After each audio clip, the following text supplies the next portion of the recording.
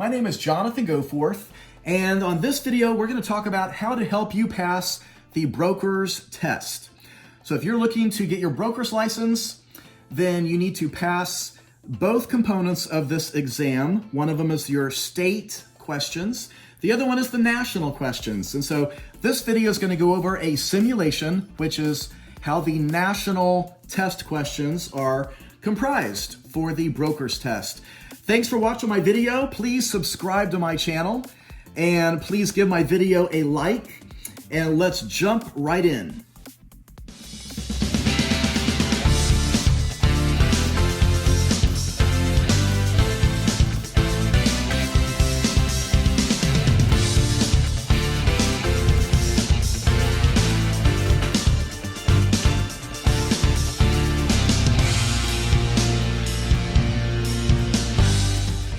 All right, let's talk about how this is set up.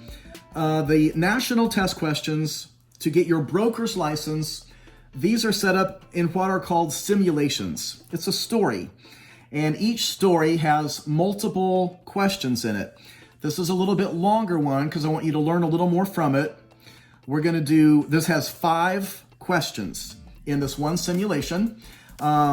This question has been rewritten, so I'm not violating anyone's copyrights or any kind of permissions I would need. This is a generic test question that you're probably going to see one very similar to this. Most of us are getting our careers with selling houses in residential real estate, but the test also covers commercial. And so I did a question about commercial because that's where most of us need a little more practice. So let's jump into this. I'm going to give you suggestions, some tips to help you pass as we go through this. But here's how this works. There's a question up here at the top, and then there are 2 different kinds of questions in this. This is called information gathering, where you can have multiple correct answers to rack up more points. Then you're going to see a few questions coming up in just a second called decision making. On those questions, you can only have one correct answer, and I'm going to explain how those work. But this is a very unique kind of question. And so let's jump right into this. Jeff is a buyer looking to purchase a commercial property. You are a salesperson with ABC Realty, and you already have a lot of experience selling commercial properties. Jeff is ready to see properties.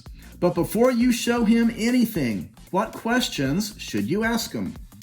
Select as many as you consider appropriate.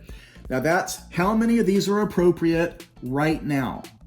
And that's what you need to keep in your mind as the scenario unfolds. Then your situation will change a little bit as to where you are during his buying process. So right now, he's ready to see properties, but before you show him anything, what questions should you ask him? His marital status. No, do not ask him that. He can buy whether he's single or married. His litigation history. No, that's irrelevant to this and probably rude to ask that. Does Jeff have any confidentiality items you need to be aware of? Maybe. Now that's something unique to commercial property. We don't have things like that in residential. But let's say he's working for a major national chain of stores, and he doesn't want anyone to know who he is working for, because that could really affect his ability to purchase something, his ability to negotiate. So that could be something definitely confidential. Number 4, Jeff's religious preferences. Do not ask that. If you ask something like that, that will be -2. And these get 1 or 2 points depending on the type of answer they are. Number 5, the possibility of Jeff signing a buyer's agency agreement with you. Yes, definitely. So I've put a star next to the correct answers just to help you study. How many children does Jeff have? Do not ask that. Number 7, the price range Jeff is desiring. Yes, you need to know that. That's a good question you should ask him. What part of the city is he interested in? Definitely ask him that. You need to know where to begin pulling properties to show him.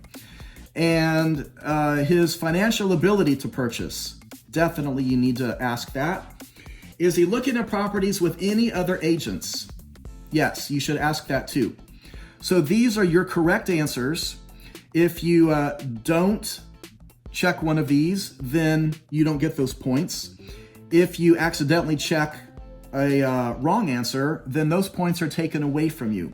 So a couple of tips. If you truly don't know, you really don't know, then don't check it. Don't risk getting minus points.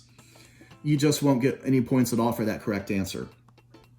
The other thing on here, once you check something, you can't uncheck it. So if you think, oh, I'm just going to check religious preferences for now, but I'll uncheck it before I move on. If you check it, you've checked it, and you can't uncheck those. So make sure you read them all and do them as you feel comfortable checking them. Let's do the next portion.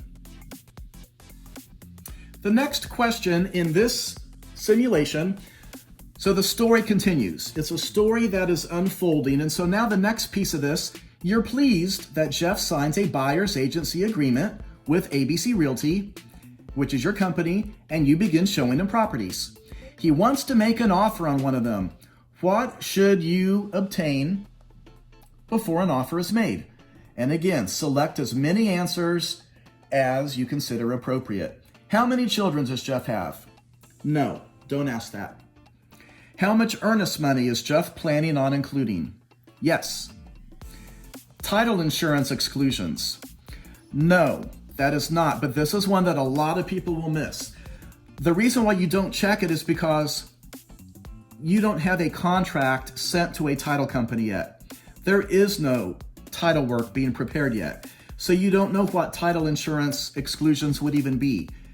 So remember where you are during your story in the simulation. All you're doing is obtaining information before the offer is made. Number 4, his financing terms. Yes. Deed restrictions. Yes, you would know those. Or the listing agent would know those. If Jeff is asking for any owner financing, yes, you should obtain that knowledge before you make an offer. Any possible changes with zoning requirements? Yes. Can you ask about the ethnicity of the seller? No, do not ask that. That would be -2. The name of the E&O carrier? No. Let's hope you don't ever need to know the name of the E&O carrier. Number 10, the commission arrangements regarding payment. Yes, you do need to know that before you go into this. You want to make sure you're getting paid and that you are getting paid and who's paying it. That's already true in selling houses. That's already disclosed to you in MLS for residential. So this is commercial, so just yes. You can ask about the commission arrangements. And number 11, time frames for items such as due diligence. Yes, you need to know what those time frames will be so you can fill in the blanks on making an offer. The next question, an offer is accepted, but then an unrecorded easement from 30 years ago was discovered during the due diligence time frame. The easement has not been used in the past 30 years. How should this be handled? Choose only one. So you've got these 4 different options. This is a decision-making question. And so I'm going to tell you right now, you have to get the answer correct. Whether you pick it the first time or the second time or the third time, it's not going to let you continue until you pick the correct answer. So we're going to read all 4 of these choices before we pick one. Now I've already marked it, so you know which one it will be as you study. But don't pick the wrong one over just a simple mistake. Tell Jeff to demand a reduced price and damages due to the negligent misrepresentation of the unrecorded easement by the seller. That's not your answer. Do nothing, or nothing needs to be done because the easement has expired due to it not being used over 30 years. Yeah, that's not true. Tell Jeff he should seek legal counsel regarding termination of the easement. And then number 4, the easement is not enforceable because it was never recorded. So number 3, when you see an option like that, that's probably going to be your answer. Anytime you see, tell somebody he should seek legal counsel, that's probably going to be your best answer. This is the correct answer. And so for this one, you get 2 points. And let's go to the next one. Okay, before I read this one, this will be the 4th question in this simulation.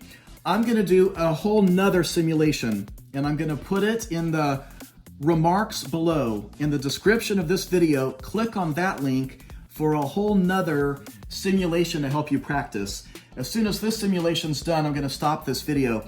Couple of things I want you to do because of COVID. When you get to the exam center where you're going to go take the test, you need to get there early. They're only going to let so many people in at a time to get you guys set up. And so when I took mine, I just took my broker's test 2 weeks ago. And yes, I passed it the first time. They brought 2 of us in at a time. They made everybody else stand outside and wait. And then when you come in, you have some forms you have to fill out. There's some disclaimers, you have to read them, sign them. Then they take you back into the testing area where you sit at your computer. So get there a little early. Get there early anyway so you're not stressed out, especially if there's bad weather or a lot of traffic. And you're gonna wanna take a calculator with you for the state questions, not for these questions, but my testing center did have calculators there, but I brought my own anyway. You cannot take anything inside with you, can't take your phone, anything personal. It all goes in a bag. And so that way you know when you get there a little bit early. Let's read this question. Thankfully, the seller was able to obtain a quitclaim deed from the party responsible for the easement, which has now terminated the easement. During the due diligence period, it was also discovered that a small building used to be on the property near the back corner. It was used for light industrial use. The small building was torn down years ago. How should you proceed? Choose only one item in the section. Number 1, tell Jeff not to worry because the building was torn down years ago. Don't do that one. Number 2, inform Jeff that the title insurance will cover any issues regarding the previous small building that was torn down years ago. No. Number 3, check with FEMA to determine any past problems or reports. Number 4, advise Jeff to check with the EPA on any possible problems and to have an environmental inspection done on the land. Now, a lot of people are going to check number 3 because they just get a little confused. You're a little nervous, got a little anxiety going, you're sitting there in the middle of a test. FEMA would not do this. The EPA would. You're checking for a potential environmental problem because you got a light industrial building that's been torn down. The EPA is the Environmental Protection Agency. All you're going to do is advise Jeff to check with the EPA on any possible problems and if he wants to have an environmental inspection. That's your answer. If you were to check number 3 by mistake, you're going to lose 2 points. It's going to tell you to try again. Well, then you know the answer is number 4. But you know it's not the top 2. So that's how these test questions work. I will tell you this. You're going to know if you get it wrong. Don't panic. Don't stress out. You don't have to get 100% correct. You only need 75% to pass the test. So you can miss some, and it's totally fine. Just get enough right to pass the test. So if you're liking this example and it's kind of helping you practice a little bit, please subscribe to my channel. Please give my video a like. This is our last piece of this simulation. And then we're going to end this video. Please go down to the bottom in the description of this video and click on the other YouTube video for a whole nother simulation, just to give you some more practice. Last piece of this simulation. Everything checks out fine with the EPA and the transaction closes. After closing, Jeff learns that he cannot build a 3-story building like he wanted due to zoning. He's limited to a one-story building. He wants to know what could be done. How should you respond? Give your commission back to Jeff because you feel badly about the situation and you feel like it's partially your fault. That is not going to be your answer.